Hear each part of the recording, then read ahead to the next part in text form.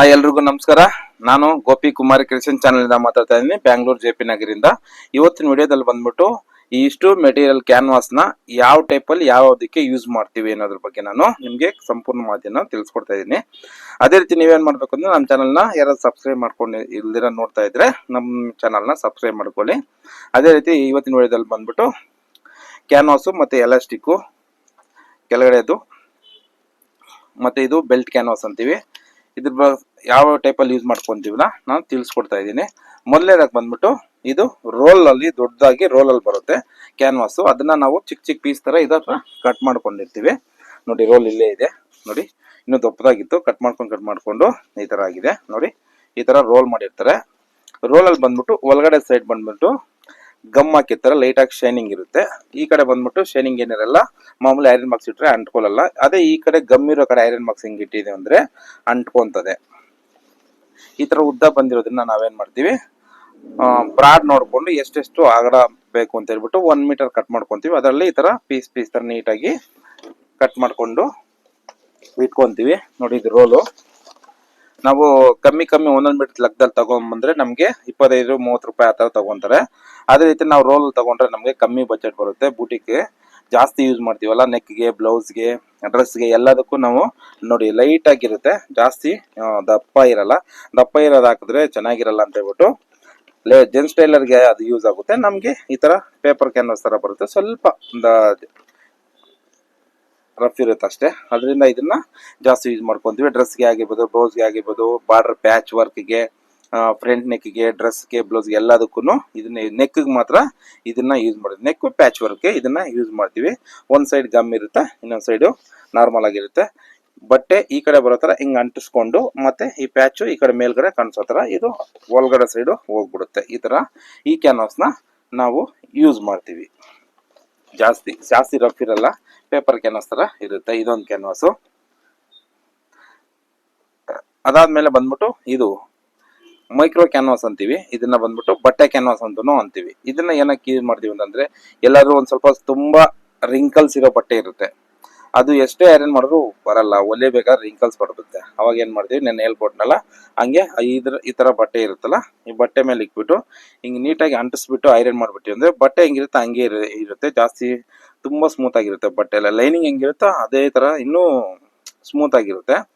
ಬಟ್ಟೆಗೆ ಹಿಂಗ್ ಅಂಟಿಸ್ಬಿಟ್ಟು ನೀಟಾಗಿ ಮತ್ತೆ ಅದ್ರ ಮೇಲೆ ಲೈನಿಂಗ್ ಅಂಟಿಸ್ಬಿಟ್ಟು ನೀಟಾಗಿ ಹೊಲ್ದಿದೀವಿ ಅಂದ್ರೆ ಪರ್ಫೆಕ್ಟ್, ರಿಂಕಲ್ಸ್ ಅನ್ನೋದೇ ಇರಲ್ಲ, ನೀಟಾಗಿ ಫಿನಿಶಿಂಗ್ ಆಗಿ ತುಂಬಾ ಚೆನ್ನಾಗಿ ಬರುತ್ತೆ.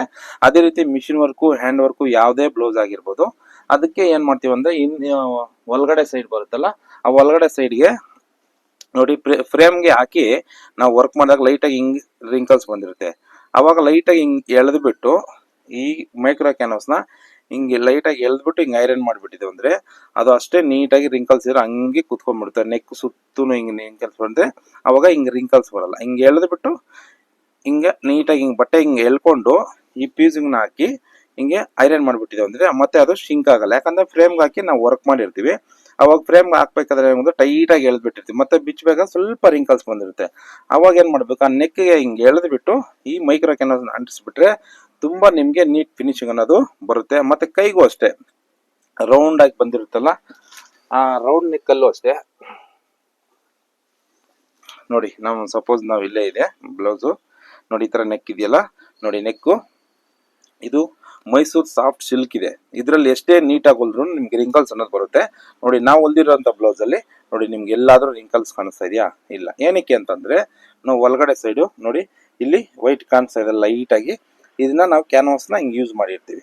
ನಾನು ಇವಾಗ ತೋರಿಸ್ಕೊಟ್ನಲ್ಲ ಹಿಂಗೆ ಟೈಟ್ ಆಗಿ ಎಳೆದ್ಬಿಟ್ಟು ಯೂಸ್ ಮಾಡೋದ್ರಿಂದ ನಮ್ಗೆ ಎಲ್ಲೂ ಒಂದು ಚೂರುನು ರಿಂಕಲ್ಸ್ ಅನ್ನೋದು ಬರಲ್ಲ. ನೋಡ್ಕೋಬಹುದು ನೀವು ನೋಡಿ.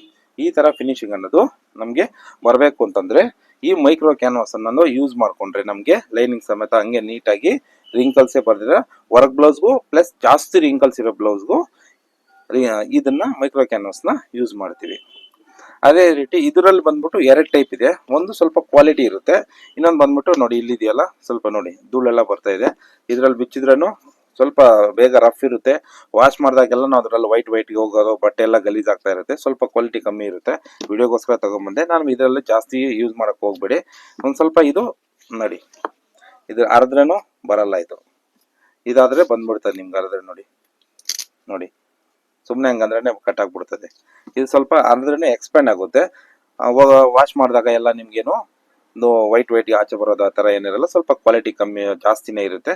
ಇದು ಬಂದ್ಬಿಟ್ಟು ನಾವು ಚೂಡಿದಾರ್ ಡ್ರೆಸ್ ಇರುತ್ತಲ್ಲ ಅದಕ್ಕೆ ಕೆಳಗಡೆ ಯೂಸ್ ಮಾಡ್ಕೊತೀವಿ.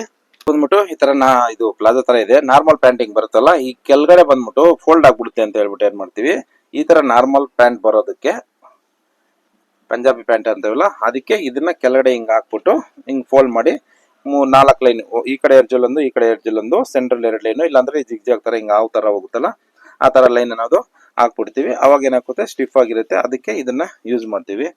ಅದೇ ರೀತಿ ಇದು ಬಂದ್ಬಿಟ್ಟು ನೋಡಿ, ಮಕ್ಕಳಿಗೆ ಲಂಗ ಬ್ಲೌಸ್ ಬರುತ್ತಲ್ಲ, ಲಂಗ ಬ್ಲೌಸ್ ಬಂದಾಗ ನೋಡಿ ಇದನ್ನ ಹಾಕ್ತಿವಿ. ಮಾಮೂಲಿ ದೊಡ್ಡವ್ರಿಗೆ ಇದಾಗ್ತಿವಿ, ಇದು ಸ್ವಲ್ಪ ರಫ್ ಇರುತ್ತೆ, ಮಕ್ಕಳಿಗೆ ಹಿಡ್ಕೊಂಡಂಗ ಆಗುತ್ತೆ. ಅವಾಗ ಏನ್ ಮಾಡ್ತೀವಿ ಅಂದ್ರೆ ನೋಡಿ, ಇದು ಬಟ್ಟೆ ರೋಲ್ ತರ ಬರುತ್ತೆ, ಇದನ್ನ ಯೂಸ್ ಮಾಡ್ತೀವಿ. ಮಕ್ಕಳಿಗೆಲ್ಲ ಈ ತರ ಬರುತ್ತೆ, ಸ್ವಲ್ಪ ನೋಡಿ ಸ್ಮೂತ್ ಆಗಿರುತ್ತೆ, ಇದು ರಫ್ ಆಗಿರುತ್ತೆ, ಬೆಂಡ್ ಮಾಡೋಕ್ಕೂ ಆಗಲ್ಲ. ಮಕ್ಕಳಿಗೆ ಇದು ಹಾಕೋದ್ರಿಂದ ಏನಾಗುತ್ತೆ, ಇದು ಬಟ್ಟೆ ಕ್ಯಾನ್ವಾಸ್, ಇದು ಈ ತರ ರೋಲ್ ಆಗಿ ಬರುತ್ತೆ. ಇದನ್ನ ಲೈಟ್ ಈ ಕಡೆ ಅಷ್ಟು ಗಮ್ ಇರುತ್ತೆ, ಇದನ್ನ ಹಿಂಗ್ ಇಕ್ಬಿಟ್ಟು ಫೋಲ್ಡ್ ಮಾಡ್ಕೊಂಡು ನೀಟಾಗಿ ಗಮ್ ಹಾಕ್ಬಿಟ್ಟು ಅಂಟಿಸ್ಬಿಟ್ಟು ಮತ್ತೆ ಹಿಂಗ್ ಫೋಲ್ಡ್ ಮಾಡಿ ಹೊಲಿಯೋದ್ರಿಂದ ನೋಡಿ ಸ್ಮೂತ್ ಆಗಿರುತ್ತೆ. ಇದು ಇಲ್ದಿರನ ಹೊಲಿಬಹುದು, ಆದ್ರೆ ಬರೀ ಬಟ್ಟೆನೇ ಇರುತ್ತೆ, ಸ್ವಲ್ಪ ರಿಂಕಲ್ಸ್ ಬರ್ತಾ ಇರುತ್ತೆ. ಆದ್ರೆ ಸ್ವಲ್ಪ ಲೈಟ್ ಆಗಿ ಇದನ್ನ ಯೂಸ್ ಮಾಡೋದ್ರಿಂದ ಸ್ವಲ್ಪ ಸ್ಟಿಫ್ ಆಗಿ ನಿಂತ್ಕೊಂತದೆ, ಚೆನ್ನಾಗಿರುತ್ತೆ. ಅದಕ್ಕೋಸ್ಕರ ಇದನ್ನ ಏನ್ ಮಾಡ್ತೀವಿ, ಮಕ್ಕಳದು ಬಟ್ಟೆ ರೋಲ್ ಬೆಲ್ಟ್ ಕ್ಯಾನ್ವಾಸ್ ಅಂದ್ರೆ ಹೇಳಿದ್ರೆ ಇದನ್ನ ಕೊಡ್ತಾರೆ. ಒಂದು ರೋಲ್ ಫುಲ್ ಬರುತ್ತೆ, ಸ್ವಲ್ಪ ಖಾಲಿ ಆಗಿದೆ ಜಾಸ್ತಿ ಅದರಿಂದ. ಅದೇ ರೀತಿ ಇದು ಮೈನ್ ಬಂದ್ಬಿಟ್ಟು, ಇದು ಬಂದ್ಬಿಟ್ಟು ಬೆಲ್ಟ್ ಕ್ಯಾನ್ವಾಸು, ಇದು ಬಂದ್ಬಿಟ್ಟು ಬೆಲ್ಟ್ ಎಲಾಸ್ಟಿಕ್. ಇದು ಎಲಾಸ್ಟಿಕ್ ಬಗ್ಗೆ ಏನಕ್ಕೆ ಹೇಳ್ತಾ ಇದೀನಿ ಅಂತಂದ್ರೆ, ನಾವು ಒಬ್ಬೊಬ್ರು ಏನ್ ಮಾಡ್ತಾರೆ, ಚೂಡಿದಾರ್ ಇವಾಗೆಲ್ಲ ಪ್ಲಾಜೋ ಸ್ಟ್ರೈಟ್ ಪ್ಯಾಂಟು ಎಲ್ಲ ಬರುತ್ತಲ್ಲ, ಅದಕ್ಕೆ ಬಂದ್ಬಿಟ್ಟು ಫ್ರಂಟ್ ಅಲ್ಲಿ ಬೆಲ್ಟ್ ಹಾಕಿ ಬ್ಯಾಕ್ ಅಲ್ಲಿ ಕ್ಯಾನ್ವಾಸ್ ಹಾಕಿ ಅಂತ ಹೇಳ್ತಾರೆ. ಅವಾಗ ಏನ್ ಮಾಡ್ಬೇಕು ಅಂದ್ರೆ, ನಾವು ಈ ಎರಡೂನು ಈಕ್ವಲ್ ಆಗಿರೋದು ತಗೋಬರ್ಬೇಕು. ನೋಡಿ, ಬೆಲ್ಟ್ ಕ್ಯಾನ್ವಾಸ್ ಮತ್ತೆ ಈ ಎಲಾಸ್ಟಿಕ್ ಸಮವಾಗಿರ್ಬೇಕು. ಏನಕ್ಕೆ ಅಂತಂದ್ರೆ, ಫ್ರಂಟ್ ಬ್ಯಾಕ್ ಡಿಫ್ರೆನ್ಸ್ ಇಲ್ದಿರ ಬರುತ್ತೆ, ಒಂದು ಪಾಯಿಂಟ್ ಹೆಚ್ಚು ಕಮ್ಮಿ ಬರ್ಬೋದು, ಜಾಸ್ತಿ ಡಿಫ್ರೆನ್ಸ್ ಇಲ್ದಿರ ತಗೋಬರ್ಬೋದು. ಅದಕ್ಕೋಸ್ಕರ ಎಲಾಸ್ಟಿಕ್ ಬಗ್ಗೆ ಹೇಳ್ತಾ ಇದ್ದೀನಿ. ಇದು ಬಂದ್ಬಿಟ್ಟು ನಾವು ಲಂಗ ಬ್ಲೌಸ್ಗೂ ಯೂಸ್ ಮಾಡ್ತೀವಿ, ಮತ್ತೆ ಲಂಗ ಬ್ಲೌಸ್ ಇರುತ್ತಲ್ಲ ಅಲ್ಲಿ ಮೇಲ್ಗಡೆ ಪಾರ್ಟ್ ಇರುತ್ತಲ್ಲ ಬೆಲ್ಟ್ಗೆ, ಅದಕ್ಕೂ ಯೂಸ್ ಮಾಡ್ತೀವಿ. ಇದು ಅಷ್ಟೇ ಸೇಮ್, ಒಂದ್ ಕಡೆ ಗಮ್ ಇರುತ್ತೆ, ಒಂದ್ ಕಡೆ ಮಾಮೂಲಿ ಸಾದಾ ಇರುತ್ತೆ. ಗಮ್ ಇರೋ ಕಡೆ ಬಟ್ಟೆಗೆ ಅಂಟಿಸ್ಕೊಂತೀವಿ.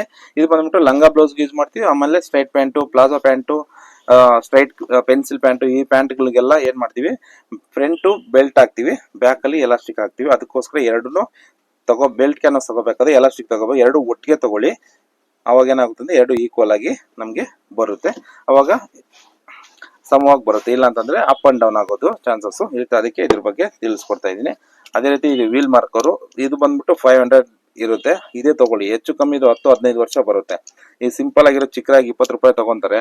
ಅದು ಹಿಂಗ್ ಅನ್ಬೇಕಾದ್ರೆ ಇಲ್ಲಿ ಸ್ಟೀಲ್ದ್ ಇರುತ್ತಲ್ಲ, ಅದು ಬೆಂಡ್ ಆಗ್ಬಿಡ್ತದೆ, ಮುರಿದೋಗೋ ಚಾನ್ಸಸ್ ಜಾಸ್ತಿ ಇರುತ್ತೆ. ಇದು ತಗೊಂಡ್ರೆ ಕಮ್ಮಿ ಅಂದ್ರು, ನಾವು ತಗೊಂಡು 7 ವರ್ಷ ಆಗಿದೆ ನೋಡಿ, ಇನ್ನೂ ಈ ತರ ಇದೆ, ಯಾಕಂದ್ರೆ ಮಾರ್ಕಿಂಗ್ ವೀಲು, ಅದರಿಂದ ತುಂಬಾ ವರ್ಷ ಬರುತ್ತೆ. ಇದು ಬಂದ್ಬಿಟ್ಟು ಕತ್ರಿ ಸೀಸರ್. ನಾವು ಜೆಂಟ್ಸ್ ಆಗ್ಲೆಲ್ಲ ಏನ್ ಮಾಡ್ತೀವಿ, 11-12 ಇಂಚ್ ತಗೊಂತೀವಿ. ಲೇಡೀಸ್ ಆದ್ರೆ ಒಂದು 10 ಇಲ್ಲ 11 ತಗೊಳ್ಳಿ, ಚೆನ್ನಾಗಿರುತ್ತೆ. 10-11 ತಗೊಂಡ್ರೆ ನಿಮ್ಗೆ ಯೂಸ್ಫುಲ್ ಆಗುತ್ತೆ. ಜಾಸ್ತಿ ಚಿಕ್ಕದು ಇರಲ್ಲ, ಜಾಸ್ತಿ ಲೆಂತ್ ಇರಲ್ಲ. ಅವ್ರಿಗೆ ಕರೆಕ್ಟ್, ನಮ್ಗೆ ಬಂದ್ಬಿಟ್ಟು 12 ಇಂಚು ಸ್ಟಿಫ್ ಆಗಿರುತ್ತೆ. ನಮ್ಗೆ ಇಟ್ಕೊಂಡ್ರೆ ಗ್ರಿಪ್ ಆಗಿರ್ಬೇಕು, ಯಾಕಂದ್ರೆ ಬೆಳಗಿನ ಸಾಯಂಕಾಲವರೆಗೂ ಕಟಿಂಗ್ ಮಾಡ್ತಾನೆ ಇರ್ತೀವಿ. ಅದಕ್ಕೋಸ್ಕರ 12 ಇಂಚ್ ಅನ್ನೋದು ಇಸ್ಕೊಂತೀವಿ. ಇದು ಬಂದ್ಬಿಟ್ಟು ಸ್ವಲ್ಪ ಕ್ವಾಲಿಟಿ ಇಸ್ಕೊಳ್ಳಿ, ಯಾಕಂದ್ರೆ ಪದೇ ಪದೇ ನಾವು ಚೇಂಜ್ ಮಾಡೋಕ್ಕಾಗಲ್ಲ. ಇನ್ನೊಂದು, ಈ ಕತ್ರಿಯಲ್ಲಿ ಬಂದ್ಬಿಟ್ಟು ಇಲ್ಲಿ ರಬ್ಬರ್ ಹಾಕಿರೋದ್ರಿಂದ ಸ್ಮೂತ್ ಆಗಿರುತ್ತೆ. ಇಲ್ಲ ಅಂತಂದ್ರೆ ಇಲ್ಲಿ ನಮ್ ಗಾಯಗಳಾಗ್ಬಿಡ್ತಾವೆ, ಆಲ್ರೆಡಿ ಗಂಟ್ ತರ ಆಗ್ಬಿಟ್ಟಿರ್ತಾರೆ ನೋಡಿ, ಇಲ್ಲೆಲ್ಲ ಹಿಡ್ಕೊಂಡು ನೋಡಿ, ಇಲ್ಲಿ ಹಿಂಗ್ ಇಟ್ಕೊಂಡಾಗ ಇಲ್ಲಿ ಮತ್ತೆ ಇಲ್ಲಿ ಬಂದ್ಬಿಟ್ಟು ಇಲ್ಲಿ ಆ ತರ ಆಗ್ಬಿಡ್ತದೆ. ಅದೇ ಇಲ್ಲೂ ಕಬ್ಬಿಣನೇ ಇದ್ರೆ ಏನಾಗುತ್ತೆ, ಜಾಸ್ತಿ ಬೆಳೆಗಳೆಲ್ಲ ನೋವು ಜಾಸ್ತಿ ಆಗ್ಬಿಡ್ತದೆ. ಅದರಿಂದ ಈ ತರ ಈ ಕತ್ರಿಗೆ ಬಂದ್ಬಿಟ್ಟು ನೋಡಿ, ಇಲ್ಲಿ ಫೈಬರ್ದು ರೌಂಡ್ ಅಪ್ ಇರುತ್ತೆ, ಅದರಿಂದ ನಮ್ಗೆ ಸ್ವಲ್ಪ ಸ್ಮೂತ್ ಆಗಿ ಚೆನ್ನಾಗಿರುತ್ತೆ. ಅದರಿಂದ ಓಕೆನಾ. ಇದು ಇವತ್ತಿನ ವಿಡಿಯೋ. ಈ ವಿಡಿಯೋ ನಿಮ್ಗೆ ಇಷ್ಟ ಆಗಿದೆ ಅನ್ಸುತ್ತೆ, ಲೈಕ್ ಮಾಡಿ, ಶೇರ್ ಮಾಡಿ, ನಿಮ್ಮ ಮುಖಾಂತರ ಇನ್ನೊಬ್ರಿಗೂ ಹೆಲ್ಪ್ ಅನ್ನೋದು ಆಗ್ಲಿ. ಓಕೆನಾ, ಡನ್.